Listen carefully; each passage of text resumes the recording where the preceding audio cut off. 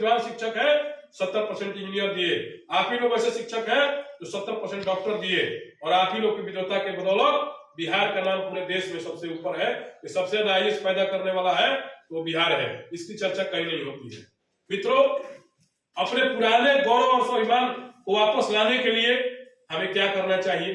जो हमारे शिक्षक समाज का मैं पूछना चाहता हूं कि जो वर्तमान लोग हैं 12 सालों में ऐसा एक भी अपना उपलब्धि और काम बता दें जिसमें उन्होंने शिक्षकों का मान सम्मान और गौरव बढ़ाने के लिए बिहार में प्रयास किया हो। यही नहीं, जो पुराने लोग उनके साथ में, जो उनके कंपटीटर से, जो विपक्ष की भूमिका में आए, वो भी लोग आपको 6 सालों में एक बार भी किसी शिक्षक का, आज हमारे पौना हाई स्कूल के 2 टीचर व्हाट्सएप से उनकी हाजिरी बनाई जा रही थी आरा जिला में, एक्सीडेंट करके मर गए जल्दी जल्दी जाने के चक्कर में।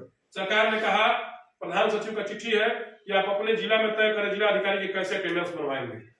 भाई तो मनमानी है, आप करें कि 9:40 तक आप नहीं पहुंचेगा तो आपकी हाजिरी सीएल लगा दी जाएगी, और जल्दी जल्दी जाने के चक्कर में उनका जो है पैर फिसल गया, एक्सीडेंट हो गया, मर गया, और कोई प्रतिनिधि आपका वहां पुछार करने भी नहीं गया।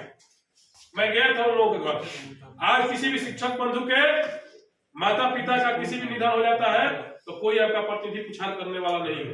कारण क्या है? हम कह रहे कोई प्रतिनिधि बनेगा तो आपका घर नहीं बनवा सकता है निजी, लेकिन आपके मान सम्मान की बात हुई। आज नियोजित भाई है, कोई प्रॉपर्टी डीलर का काम करता है, कोई दुकान का काम करता है, कोई और अपना बिजनेस दुकान शोरूम खोल रहा है। क्यों खोल रहा है भाई? सही समय पर उसको पेमेंट नहीं मिल रहा, वेतनमान नहीं मिल रहा है। आज सांसद का वेतन बढ़ गया, विधायक का वेतन बढ़ गया, लेकिन जब एक हमारे शिक्षक बंधु के वेतन बढ़ाने की बात हुई तो आपके जनप्रतिनिधि पिछले दरवाजे से भाग गए। तो जब तक आपका वकील मजबूत नहीं रहेगा, जब तक आपका जनप्रतिनिधि मजबूत नहीं रहेगा, आपकी बात की वकालत मजबूती से सदन और सड़क पर नहीं कर सकता है। इसलिए आपको चाहिए कि जब तक आपका जनप्रतिनिधि मजबूत नहीं होगा, आज हमारे अतिथि शिक्षक भाई हैं, पूरे बिहार में हम घूम रहे हैं, हम लोग जहां जा रहे हैं, अतिथि शिक्षक है भाई, उनको दूसरे नजर से लोग देख रहे हैं। अरे भाई, उसको भी नियमित करिए। आप जो है जिनसे 3-3 साल 4-4 साल हमारे अतिथि शिक्षक पढ़ा दिए और उनका दोहन हो रहा है, शोषण हो रहा है, कि जितना दिन आएंगे उतना ही दिन उनको वेतन फिक्स करिए। नियोजित का स्थिति क्या है? नियोजित टीचर का स्थिति यह है कि न घर के हैं न घाट के हैं। आज अंतर जिला स्थानांतरण में सरकार को कितना पैसा लग रहा है, उसके लिए कुछ नहीं करना है। सरकार को एक नियमावली बना देना है, सदन में हमको आवाज उठाना है, उसके लिए उसको सदन से पास करा करके कैबिनेट में अप्रूवल करा करके शिक्षा विभाग को भेज देना है कि जो भी हमारी बहनें गया में पोस्टेड है, आरा में पोस्टेड है, उनको बक्सर आना है, बक्सर वाली को आरा जाना है, तो कम से कम उनके मुताबिक, उनके इच्छा के अनुसार स्थानांतरण हो जाएगा अंतर जिला, तो उनको आसानी होगा काम करने में। 40,000 रुपया मिलता है, और उसी में जो है आप कहते हैं कि जाकर के गया जिला में रहिए, उसको रहने का, खाने का सारा खर्चा भी उसी से देना, वहन करना है। और वेतन देने के पहले सरकार आप लोगों को जो है पूरे मीडिया में प्रचारित कर देती है कि हम वेतन देने जा रहे हैं सभी शिक्षकों को बिहार का, इसलिए ताकि आपके जो राशन दुकानदार आप बकाया लिए हैं वो आकर के आपके यहाँ तगादा 2 दिन पहले से शुरू कर दे। इसलिए आकर के सरकार हल्ला गुल्ला कर करके और आपको वेतन देती है। लगता है कि आप पर सरकार कोई रहम करम कर रही है। आप मित्रों, कोई यूनिवर्सिटी में पढ़ाता है, उसको 1.5 लाख रुपया मिलता है, और हमारे शिक्षक भाइयों को चाइनीज वेतनमान दिया जा रहा है। दलालों ने मिलकर के आंदोलन को दबा दिया आपके, और सरकार से मैनेज कर दिया, नहीं तो आपको उसी समय हो गया रहता आपको पूरा वेतनमान, आप लोगों ने जब आंदोलन शुरू किया था। तो जब तक आपका एक मजबूत व्यक्ति जो दृढ़ निश्चय, दृढ़ संकल्प के साथ उसको लगे कि वो फाइटर मैन है, आपके साथ मजबूती से नौजवान हो, जवान हो, बाईपास सर्जरी वाले की जरूरत नहीं है, जिसको पूरा विद्यालय में घूमने की क्षमता नहीं है। इसलिए मैं आप लोगों से आग्रह करने आया हूं कि आपको ऊर्जवान आदमी की जरूरत है, जो 365 दिन 24 घंटा आपके लिए सड़क से सड़क तक संघर्ष करे, और आपके मान सम्मान और गौरव, और आपका समान काम का समान वेतन, और आपको अंतर जिला ट्रांसफर, आपको जनगणना में, हम ही लोग ब्लॉक में बैठते हैं, पर जनगणना में लगा देती है सरकार, आपको चुनाव कार्य में लगा दिया जाता है, 24-24 घंटा आपको काम करते हैं। और क्या, तो सरकार का चिट्ठी निकल जाता है कि नियोजित को सरकारी कर्मी नहीं मानना है। नियोजित को, हम ही कल एक चिट्ठी पढ़ रहे थे, हाईकोर्ट का आदेश, और एक चिट्ठी पढ़ रहे थे कि नियोजित को किसी भी विद्यालय का प्रभार नहीं देना है। जब नियमित टीचर नहीं है तो नियोजित तो किसको दिया जाएगा? एक टीचर, नियमित टीचर 5-5 स्कूल का प्रभार लेकर के घूम रहे हैं आरा जिला में, इसलिए तो जब तक सरकार आपको सरकारी कर्मी का दर्जा नहीं देगी, तब तक आपको जो है प्रभारी भी नहीं बनाया जा सकता है। आपकी जो है आपका ईमानदारी से कहिए तो आपका प्रमोशन भी नहीं हो सकता है, आप जहां है वही है, आपको वही नियोजन इकाई बर्खास्त भी कर सकती है। ये नियोजन किस काम का है?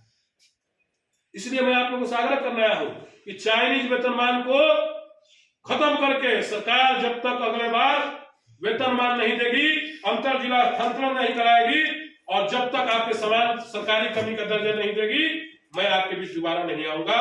इन्हीं के संकल्प के साथ मैं आप लोगों से आया हूं कि एक बार आप लोग सब लोग ताकत लगाइए। जितने भी भाई हैं, एक टीचर 100 टीचर के बराबर है।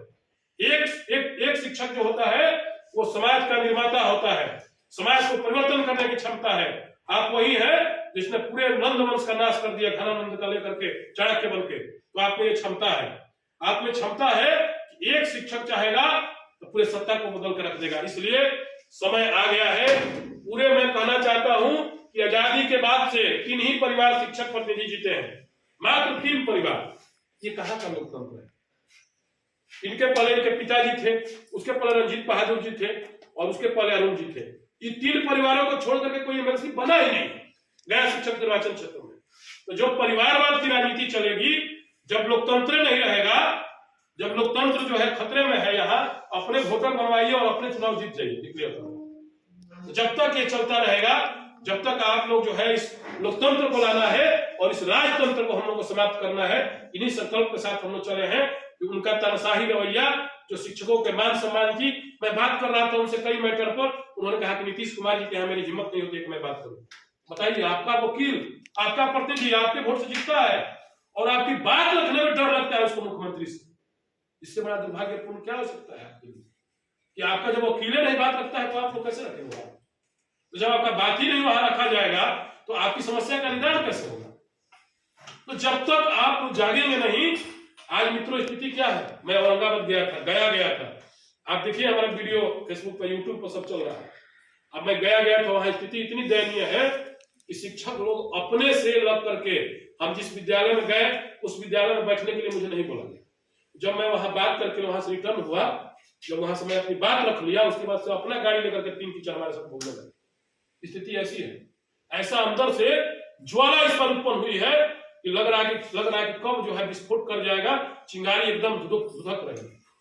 तो चिंगारी हम लोग चाहते हैं कि विस्फोट होने से पहले हम लोग काम को अंजाम दे।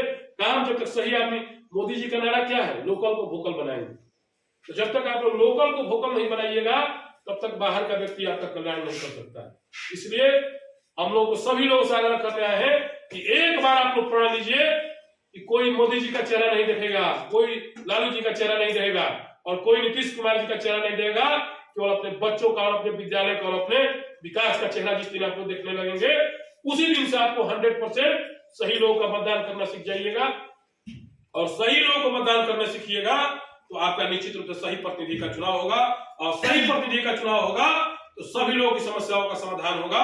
इन्हीं चंद शब्दों के साथ मैं अंतिम बात कहते हुए कि आप लोग अभी तक तो मौन रहे तो सन्नाटा छा जाएगा, हर बस्ती में आग लगेगी, हर बस्ती जल जाएगा। तो बस्ती को बचाना है और आप लोग शिक्षक हैं, आप बहुत बिल्डिंग बनवा लीजिए, बहुत